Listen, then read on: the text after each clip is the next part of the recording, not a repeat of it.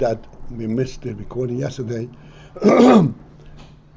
and based on the synopsis that I got, I don't know to what extent we got the point that was discussed yesterday.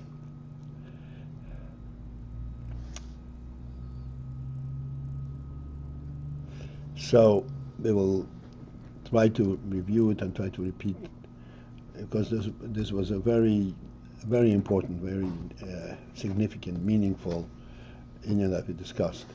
So we are on top section of page Yud Gimel, and we are 6 lines from the end of that section. The line begins with the word V'hainu.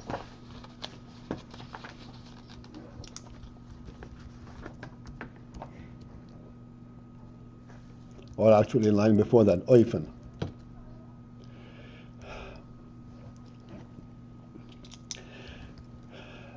The Hishavus, the creation, the essence of the creation is rooted in the oir, because the oir has the element of the atzmus, which is the only source of creation, only path of creation. But then this element of atzmus, as it is in the oir, needs to be contained, further presented at the lower level, at the point where it can relate to worldliness, to mitzius. Mitzius yesh. We discussed the principle of mitzius yesh, and we will still discuss it. A mitzius yesh, which is a creation, something that exists because of its existence, not because of some kind of a primary reality. That's a creation. That's a bria. And this is what comes to the keli. And this comes to the keli due to the fact that the keli and the oil unite. The oil actually is mislabesh in the keli. The oil and keli are, as the expression is, worlds apart. But because of this hislapshus, where the oil is mislabesh in the keli in an attempt to relate to the keli and be contained and express itself and completely, totally through the offices of the keli. And as a result of that, there is the inyan of bria. Omnom, however, hislapshus, these hislapshus, he bibchinas his galus, has the hislapshus is in a manner of his galus, meaning to say that the element of what oil stands for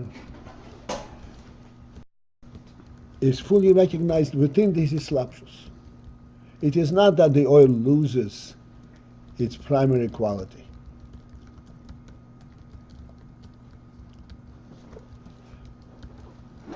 Although it's contained in the keli, it is still the oil is allowed to function as an oil. Bibchinas is galus. We looked for all kinds of different points, mesholim, so to speak, to point our attention to understand what does it mean b'chinas is galus. And I think there's the simplest thing.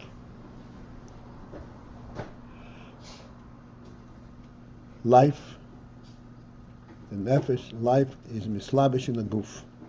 Guf and nefesh are clearly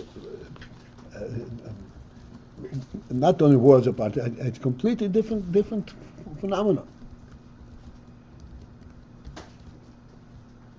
And the chayus is mislabish in the guf. To what extent is the chayus mislabish in the guf? To the extent that it is completely contained in the guf. You don't have an element of chayus that is separate from the guf.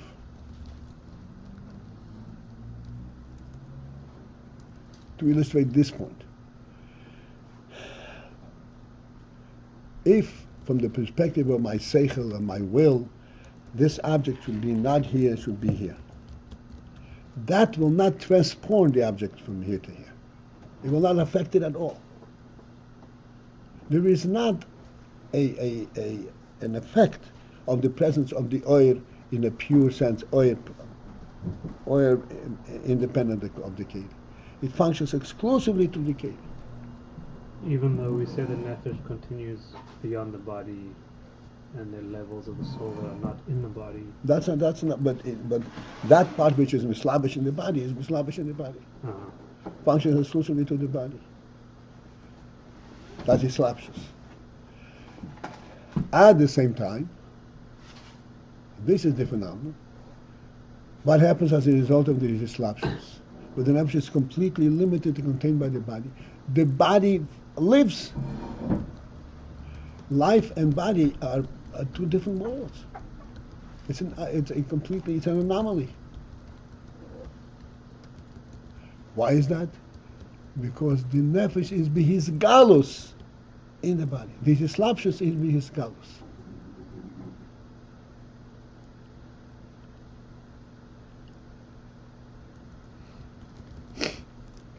Islapshus is galus, meaning the life is not captured by the body, it's revealed within the body.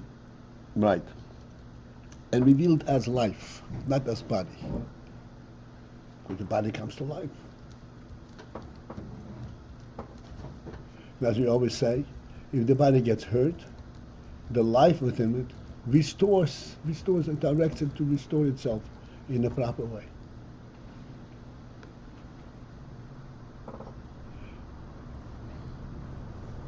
Is this unique in a human being? Is this unique in a human being over all other creations? No. Right.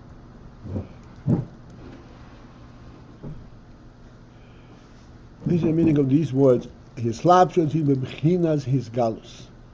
Even though it functions through the keli at the level of the keli.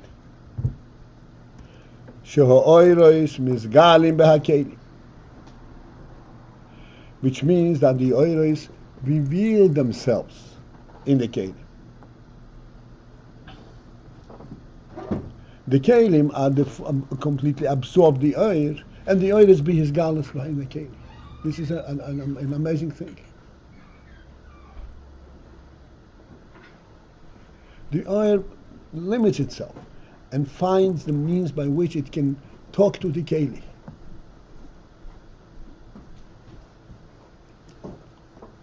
Like we said the other day, I hope you understand this. As I said before, mitzad the oil, if I want this cup to be here, that's where it belongs. And yet, the oil will not insist that it belongs there. The oil will relate to the keli and say, okay, how do I get it there? Which is a worldly limit. But it's not there what I want it, what it should be. It is there when I bring it. Even though where it is now, it shouldn't be. And yet, it's not automatically going to transport. Because we are in a keli, in a worldly environment. And here, even that which is completely logical and rational, which says this is where it belongs, it will not happen unless it is done physically.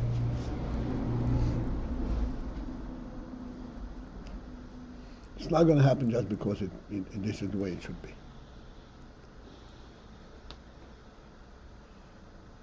That means that the oiros limit themselves to the function within the limits of the keli. Yet at the same time, the oiros are bechinas his galus. At the same time, they are his galus. There is a sense of the oil in the keli. Like we said just now a moment ago, there's life in the goof.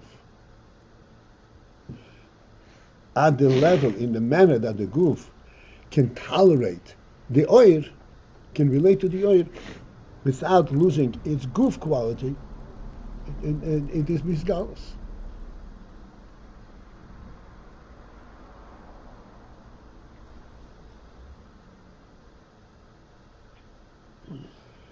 Okay, so let's continue. Shehoiris misgalim behakelim, which means that the oiris reveal themselves in the kelim. And I said the best illustration of that is life in the body.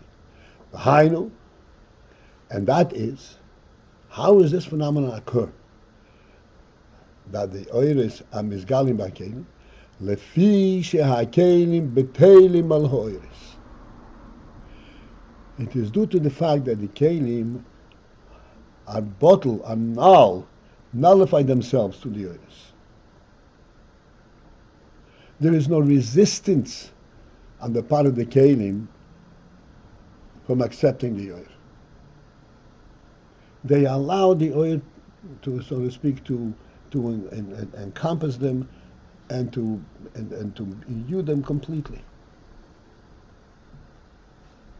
Although the keli on its own has no oil quality,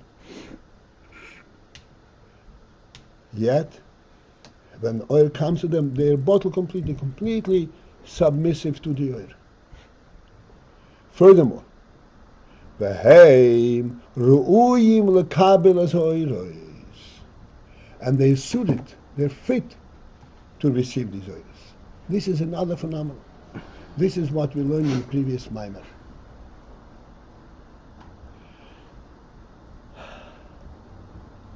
That the oil that comes to the keli is not two unrelated aspects. Even though this is keli and this is oil.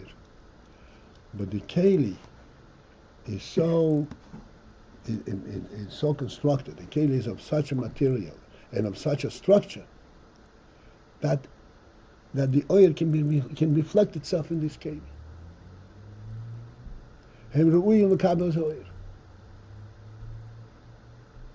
It's an interesting phenomenon. We'll come back to the real thing, but just, so to speak, a broad oddity. The nefesh is a ruch nisikiyini. The nefesh ha'odom can only be mislabish in the guf ha'odom, even though the proximity between them is immeasurable. In a guf ha'bheima, the nefesh ha'odom cannot be mislabish. It can be mislabish there, as it says in Yegulim, from Golus, it's a suffering. It cannot reveal itself in a nefesh ha'bheima, in a guf ha'bheima. Even though the material which the guf ha'bheima is made, which means that the yom guf ha'odom is made, it's not that much different. And even the structure is not that much different. Almost every limb, every organ that's in the human being is present in the behemoth al-havla. And yet it cannot be mislabish in guf ha'bheima. Because our kelim is re'uyim are betelim to the oil. Betelim to the oil means, again, betelim to the oil means that the kelim on their own they're bottled to oil, not that the kelim are being overwhelmed by the oil. Right. They submit themselves to the oil because they are fit to receive the oil. Taking a more meaningful, the behemoth thing in the human being is really a phenomenal phenomenon, and we can't begin to understand what it is. But within the human being itself, we have the hand and we have the foot. And we have 613 different limbs, different organs. The koyach hatnua that belongs to the hand is mislabish in the hand exclusively. The hand is a physical organ that is so structured and is of such a material, both in the structure and its composition, that's a royal lekabel hoy.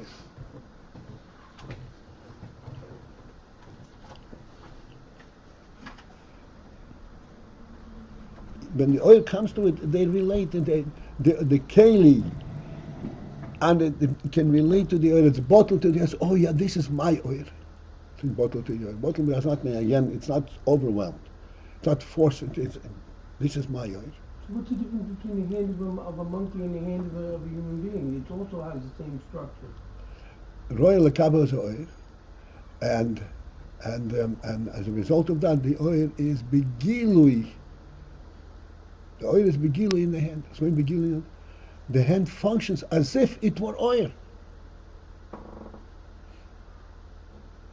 It functions perfectly happy. Seichel, it can create exquisite forms and so forth. As if it is not physical. It's just it does what I want it to do. Because the oils are begilu in the oil. Because the kelim are bottled to the oil. Because they're fit for one another.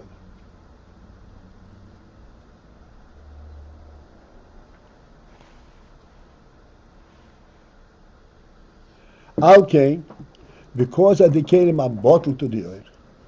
We have to remember the word bottle. In other words, still the keli is not oil. It can never happen that the hand would do it on its own without the oil.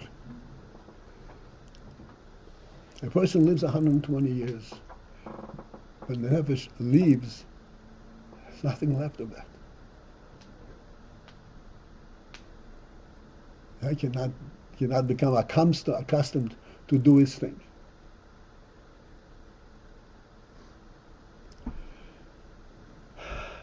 Because the oil is misgal in the kelim. Because the kelim are bottled to the oil. Bottled to the oil means, like we said, we explained in Beetle, in kelim, again a very clear illustration. The eye sees. The hand touches, and you feel it to the hand. It's some kind of a physical environment. The eye sees. This is the higher level of kelim, the level of chokhmah.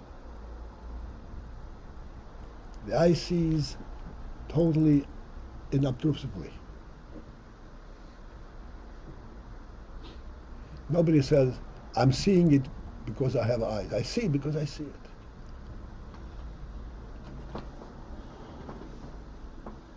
The eye totally obliviates. It's bottled to the function of sight. But there's a function of sight in the nefesh. Sight is a nefesh care, not the eyes care.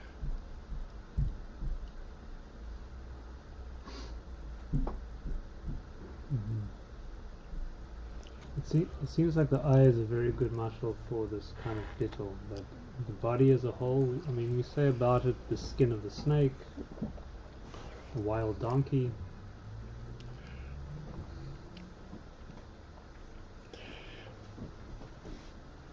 Well, in the body itself, there are different parts.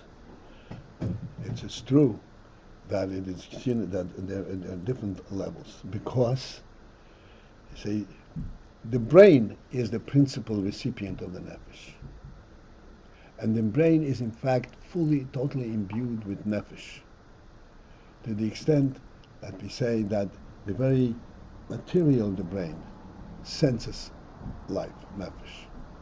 Just like eye sees, the brain lives. And disseminates life, please. And disseminates life.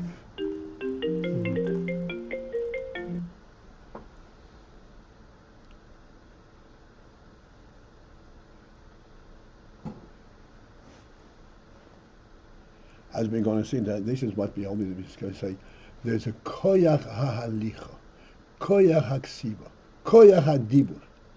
Physically speaking, halicha is, as you said, accomplished by the feet moving one in front of the other and pushing against the ground. What's a koyach ha'halicha? It's a koyach of moving your feet. And the brain coordinates the movement. As a result, you move from place to place. So we say, no. That's not what actually takes place. There's a koyach hahalich, the concept of moving. Not moving your legs, but moving from place to place, from domain to domain, as we discussed the other day. And this is mislabish, and this comes from the brain, because the brain is really alive with nefesh. And therefore, in the brain, there's a sense, even though it's ibagashmis, it's in this world, there's a sense that this world, that the entire expanse of this world is something which I can relate from one place to the other.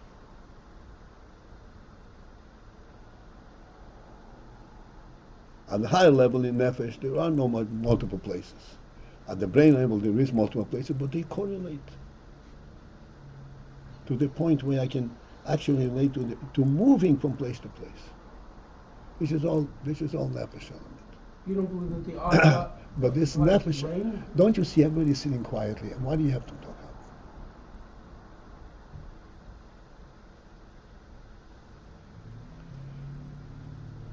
And the nefesh is expressed here at the level of the physical level. That you are where you want to be, but not where you want to be. You get to where you want to be.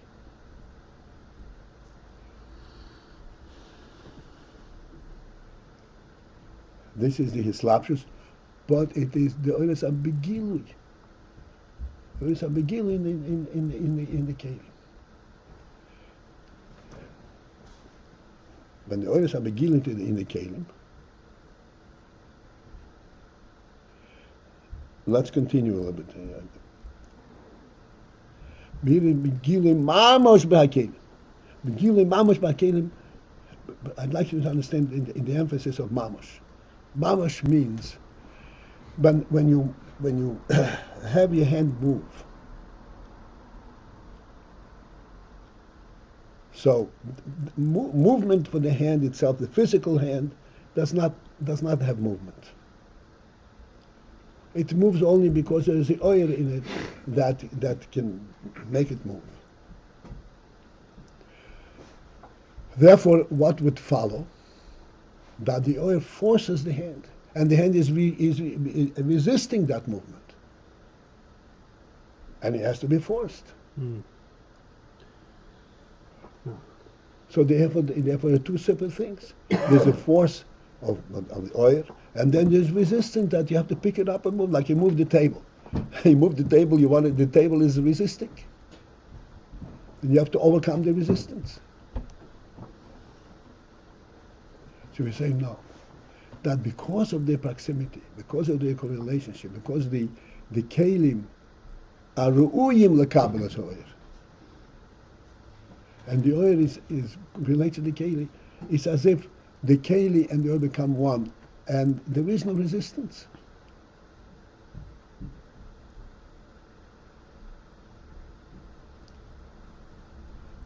This means the oils are begilui mamosh in the kelim. Gilui mamash means that the oil does not have to consult the keli. Are you going to come along with me? The oil actually carries the keli.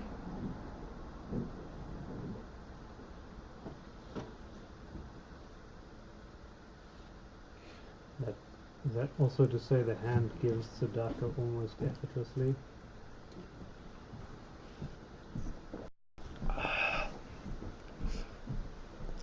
That's jumping the gun. Yeah, at much lower level, we'll come to that.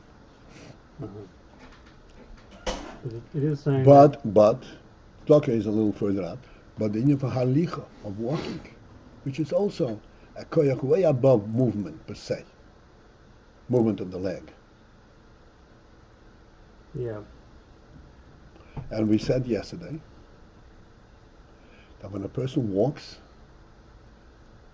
you can.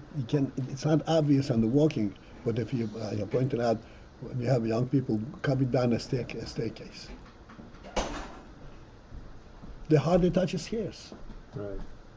They float down. They touch the stair. But there's a koyach halicha, there's a nefesh element. I want to be there, and they kind of and it carries them down the steps. They hardly touch the stairs.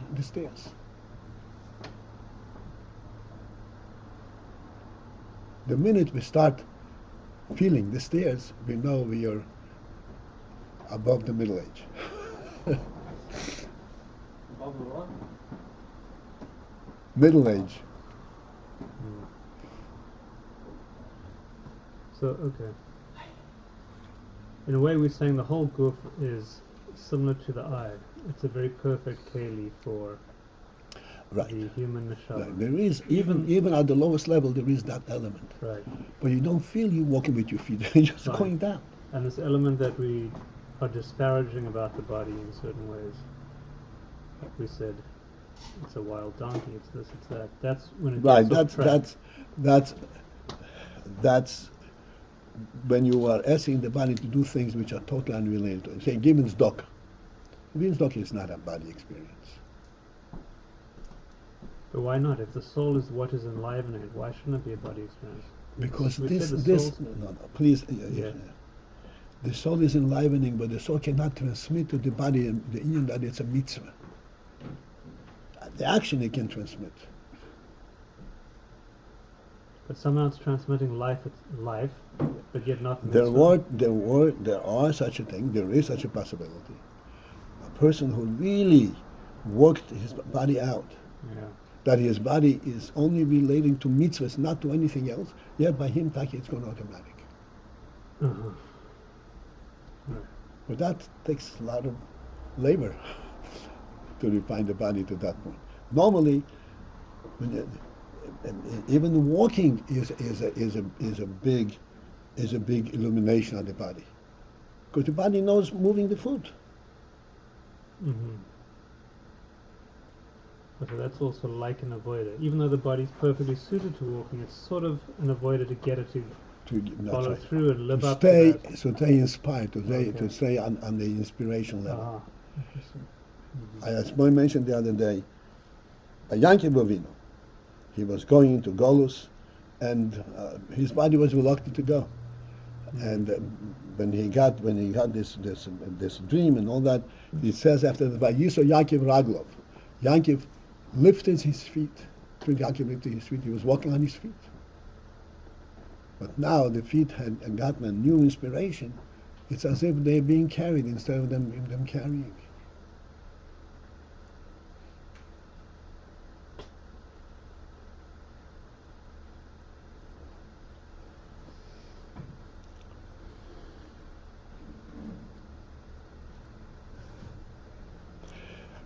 Okay, ha'oiro is heim, beyidim, begilim, mamash ba'kein.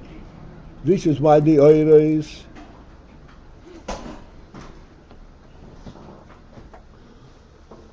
shine, begilim, mamosh. At the point I begilim, mamosh means it's as if the oir is functioning, not the cave. Like the eye sees. This is the koyach of the ear, not the eye is inadvertent. Although in fact, without the eye couldn't see. Gashmis.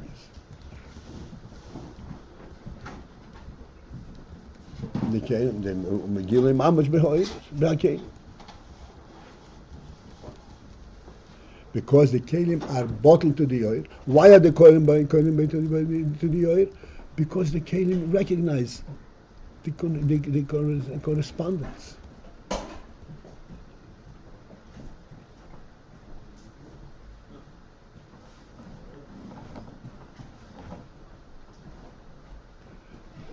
It says by Mitzrayim, it says, Va'avidim Mitzrayim is when Yisrael beforech. What is beforech? Beforech means in such a manner that it destroys the whole spirit of the person. What kind of work were they doing? They were doing whatever work you're doing, physical work. What's the difference you do one physical work or another physical work? And the Gemara says, example beforech is, dig up this ditch, dig up this ground, and then take the earth and throw it back in. This is beforech. What's the difference? I'm doing physical work. The hand does not have the inspiration of the chayas of the nefesh. This is a different level. Physically, of course, you can do it, but it's impossible to do it physically because you don't have that neshama inspiration. The guf cannot do it on its own. Clearly, it needs a neshama element. And the neshama is begili mamash, and if it has like a meaningful in element in this, then the guf functions differently.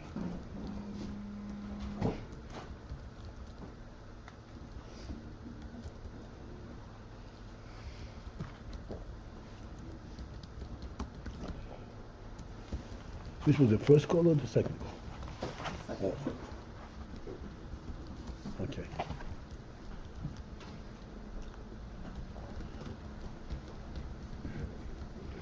Okay, the next is, I mean, even though we covered yesterday, but I'm only leave it for tomorrow. Or tonight. Tonight, that'll be a good time. Okay, have a great day.